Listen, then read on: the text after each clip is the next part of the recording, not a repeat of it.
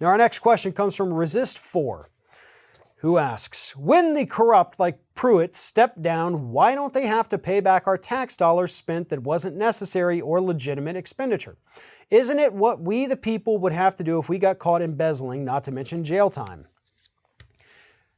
Here's the issue with that. Yes, if we did it and we got busted for it and we went to court and then went to jail, we'd have to pay it back. That's how that works. Scott Pruitt has not been indicted. He has not been arrested. He has not been served. So at this point, legally, he's not required to do anything. Yes, there are still investigations going on, allegedly, into some of the crap he pulled while he was the EPA administrator. And I hope that those investigations are actually continuing. But during his time there, we know that the administration cut the funding for the investigative arm of the EPA, so they weren't even able to look at all of the crimes he committed and all the fraud and abuse in there because they didn't have enough money. They were only able to look at all his travel up through the end of 2017. They couldn't even factor in any of the 2018 stuff. So Scott Pruitt's never going to be held accountable. He's never going to have to pay this money back because they've starved the government to the point where it cannot properly carry out investigations. And that wasn't an accident.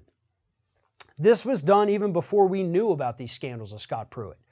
But it's a hallmark of the Republican government, and more importantly, a hallmark of the Trump administration itself. They hate the government.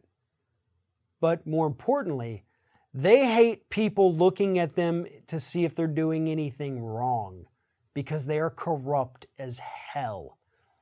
And I can say that because there's no one in this administration that could credibly refute that.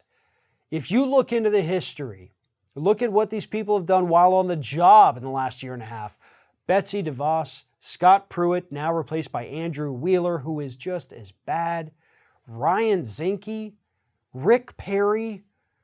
These folks are really out there doing the worst that they possibly can for the United States. They're ripping off taxpayers. They're destroying the federal government from the inside.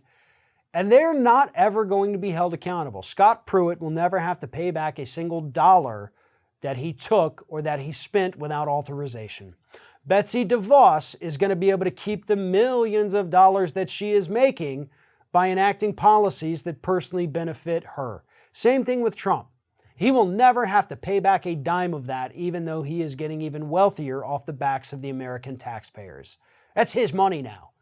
And the sad thing is, that's his money now. We won't get it back, no matter how much fraud we can prove, no matter what happens with these investigations. It's not coming back. We got screwed and we got swindled. It's not fair, but hopefully the public takes this as a lesson, that they go forward from this point and say, you know what? I'm not just going to vote for the guy who says he's against the establishment of the Republican Party because they hate that. No.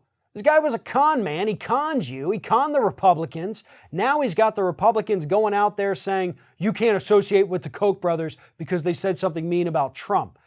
I mean, it's crazy town. It's crazy town. And Trump is the mayor of crazy town.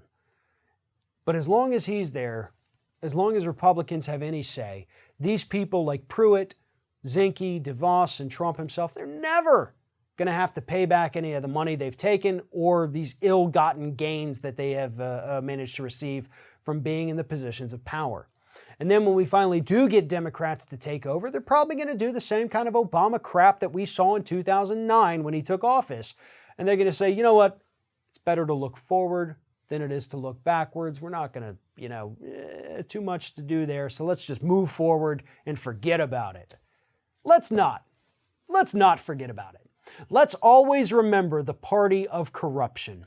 Let's remember these swamp creatures that Donald Trump put into the Oval Office, into the cabinet, and into these powerful agencies. That's what we should always remember about this presidency. Even at the end of this, if nothing comes from the Mueller investigation or any of the other investigations, let's always remember the millionaires and billionaires that he packed his cabinet with because he thought they could all make a few quick bucks and then skip town.